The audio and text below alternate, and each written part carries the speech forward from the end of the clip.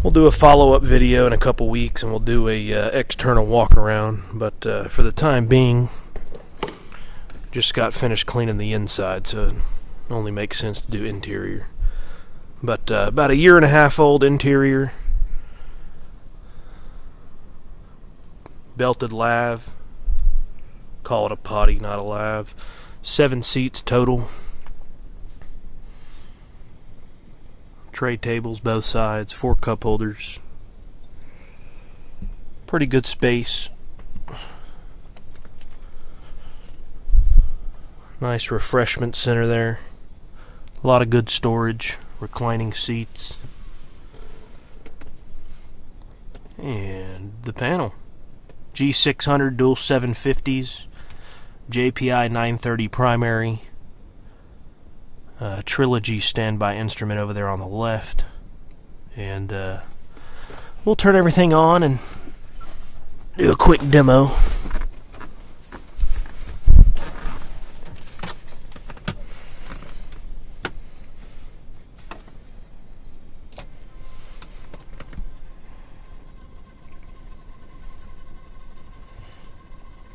Might be a little bit loud with the fans and whatnot, but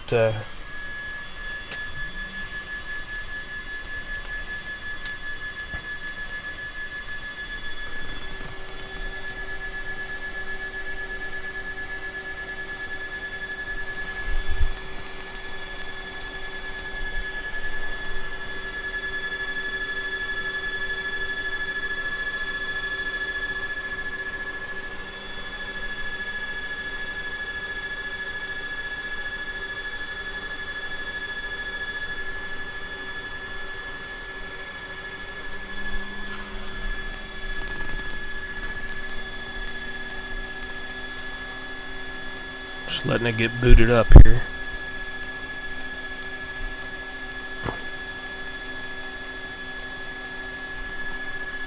So this is the new bird, replaced the Mooney 231K. So far about 35 hours in it.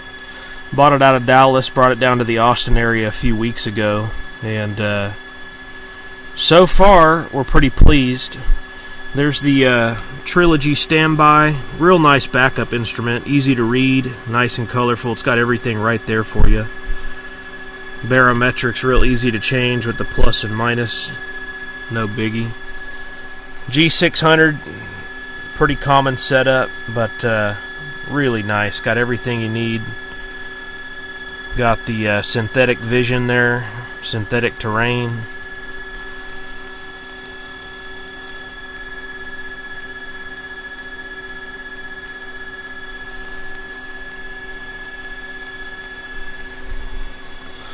Multiple maps.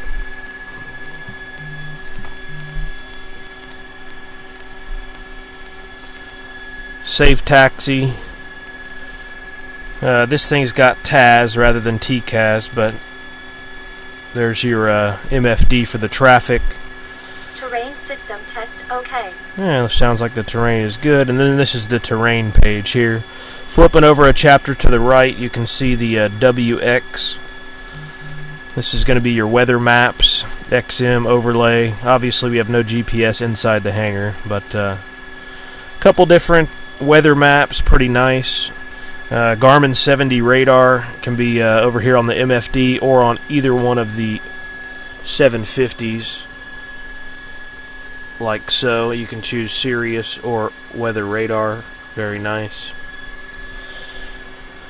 Aux page, G600. A lot of settings, different parameters. What weather do you want overlaid on your maps and when and where. XM radio, and all your database information, software version information, etc. Flight plan pages, you can set your minimums right here. It's got a radar altimeter, or you can roll with the barometric. As you can see, it thinks we're about 135 off the ground. I hope that's not the case. All your airport diagram, info, frequencies, runways, airport directory, etc., weather, METARs, tasks for the destination, airport, or anything en route. And of course, you got your diagram.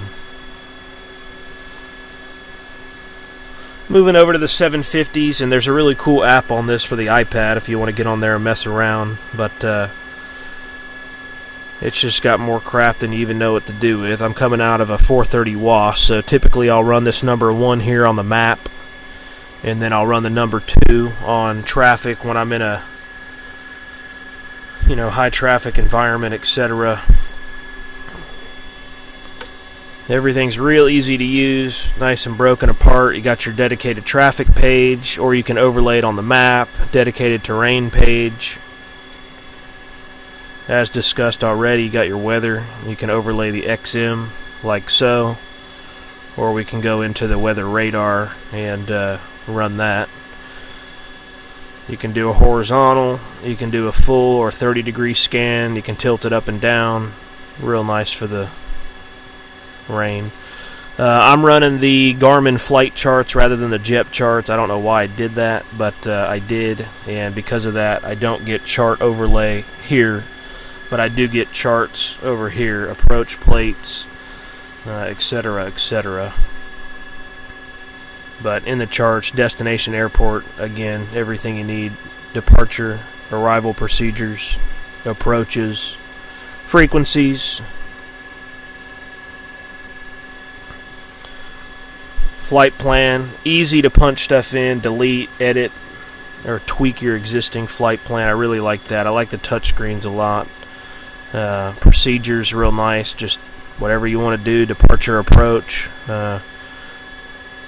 Go to your approaches, do a 3-5 RNAV, which we did yesterday twice.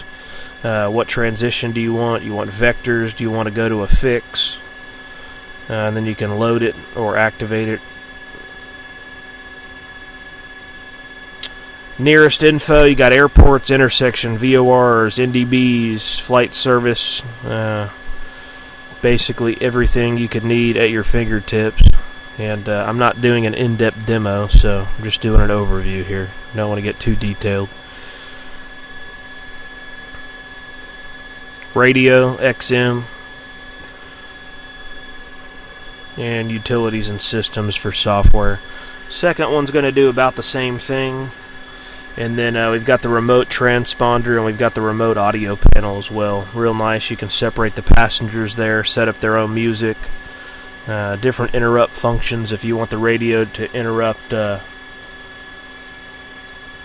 you're talking to ATC, but it doesn't interrupt when you're talking to your passengers. You have infinite control there, which is nice. Transponder's nice. We've got active number 1, which is the remoted one. Everything's automatic. It goes from standby to ground to on or altitude reporting mode automatically. If for some reason the number 1's got a problem, we've got number 2 down here, which if you plug something into it, we'll just do 0, 1, 2, 3 and enter. What it does is it throws it into the standby in case you need it. And if we needed to change over, we could just go into here and change to our active number 2. Real easy to use. Dedicated VFR button, no surprise. Moving down, JPI 930 primary. I really like this thing. Easy to read. It's got everything you could have on it, every option. Right up here you've got your, they call it a RAD, remote display, but it's required in order to run the primary. So you got your RPM and your manifold pressure up there right in sight. Don't have to look around. I love how it's connected to the GPS. Whether you're flying a single or a multi or anything in between, I highly recommend the 900 and 930 series. Definitely worth the money. Old ADF in there. Full co-pilot instruments. Everything here is just going to be connected to the number 2 nav. So shoot a localizer only, or maybe an ILS, whatever floats your boat. That's going to be the only vacuum operated component other than the de-ice boots. So fire extinguisher setup system, couple bottles in each engine nacelle, and some temperature sensors.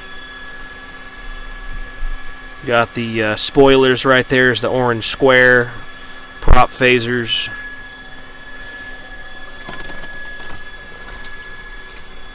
Nicely labeled circuit breaker panel.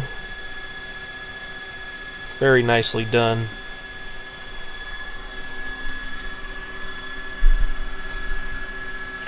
As you can see, lit USBs at every seat, both sides.